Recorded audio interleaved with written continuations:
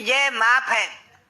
ये चक्रवर्ती का उत्कृष्ट चक्षु इंद्रिय का विषय है।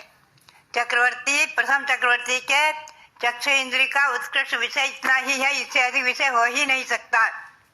आज सूर्य जो है अभी संक्रांति के दिन, मकर संक्रांति के दिन यानी माघवदी एकम को जो व्यतीत हो चुकी, आज तृतीया है, माघवदी एकम को मकर संक्रांति के दिन सूर्य ने अंतिम गली से वापस आना शुरू किया है, लवण समुद्र से। लवण समुद्र में इसकी आखिरी गली है, 183वीं गली, आप ध्यान में रखें।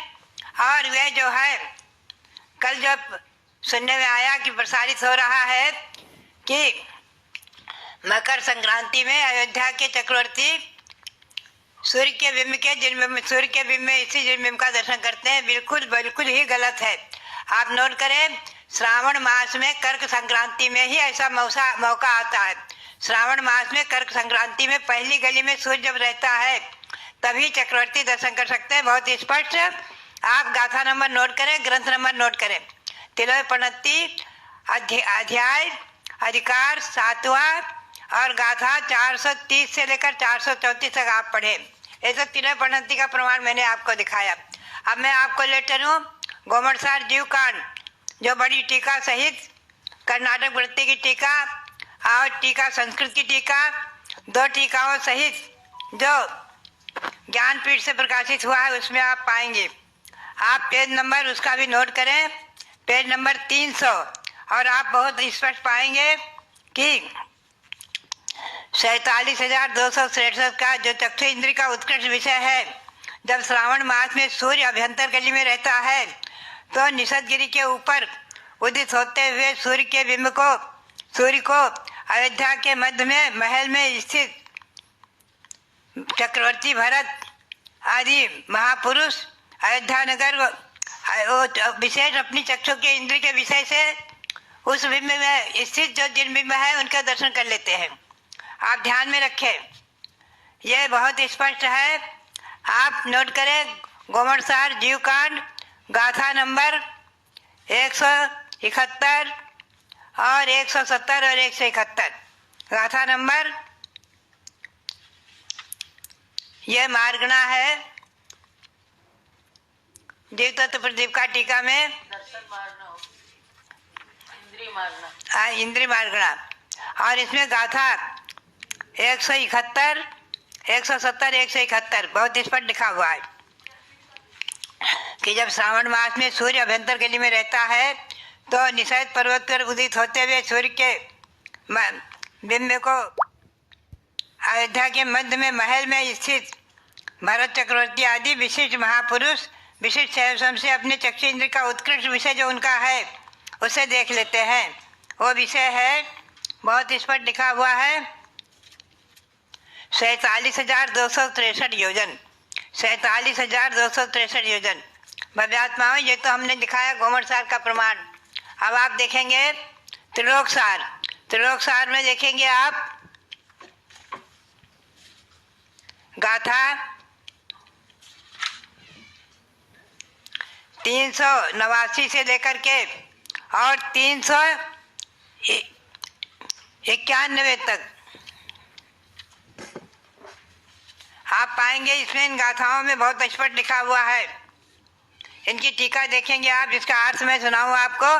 प्रथम परिधि में जो है जब सूर्य रहता है प्रथम गली में निषद पर्वत के ऊपर, सूर्य अयोध्या नगरी के मध्य में स्थित चक्रवर्ती के द्वारा देखा जाता है, और वो योजन प्रमाण चक्रवर्ती के चक्षु इंद्र का विषय है 47,263 सही 7/20 योजन।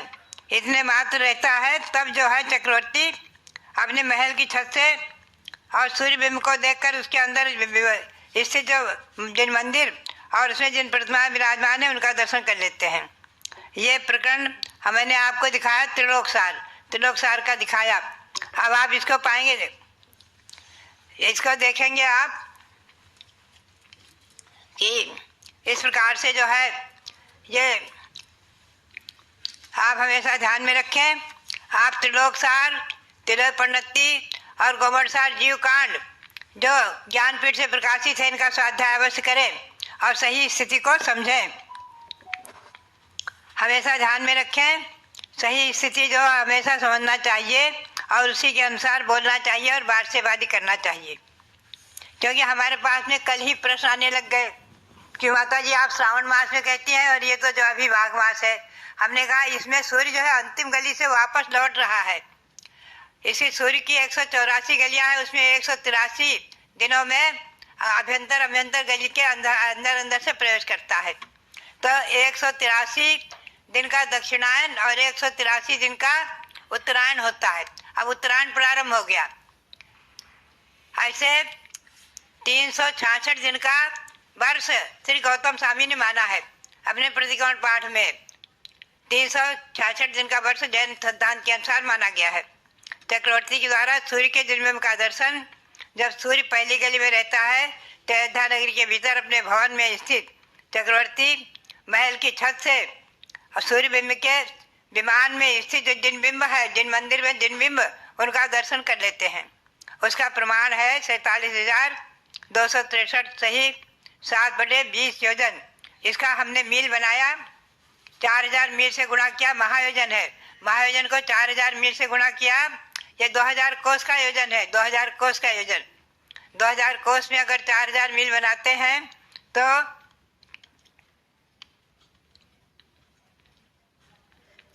189 करोड़ और 5,34,000 189 करोड़ 5,34,000 मील होता है। इतनी दूर की ऊंचाई रहती है श्रावण में। ये जो है इतनी दूर की मील की ऊंचाई है। आप मील को किलोमीटर बना लीजिए। तो बात यही है कि ये सूर्य जब अपने गली में रहता है, प्रथम गली में, श्रावण कृष्णा प्रतिपदा के दिन जब सूर्य अभ्यंतर गली में रहता है तो दक्षिणायन का प्रारंभ होता है। और जब सूर्य अंतिम गली में पहुंचता है तो इसका अंतर बहुत बड़ा हो जाता है। अभी सूर्य अंतिम गली में वापस लौट रहा है। एक मुहूर्त में सूर्य का गमन जो होता है उसे ही दिन रात आदि का विभाग होता है। मेरु प्रदक्षिणा नित्य गतियो निर्लोके, मनुष्य लोक में 2.5 द्वीप तक सूर्य और चंद्रमा स्थिर है। उनका गमन इस 2.5 द्वीप के बाहर स्थिर है, बहिर्वस्थित है। मेरु प्रदक्षिणा नित्य गतियो निर्लोके यानी मनुष्य लोक तक, मानसरोवर पर्वत तक, 2.5 द्वीप तक ही सूर्य चंद्रमा के भ्रमण, सूर्य चंद्रमा ग्रह नक्षत्र और ताराओं के भ्रमण मध्यलोक तक, 2.5 द्वीप तक ही है मध्यलोक में, ध्यान रखें। और यहाँ से 790 योजन की ऊंचाई पर है।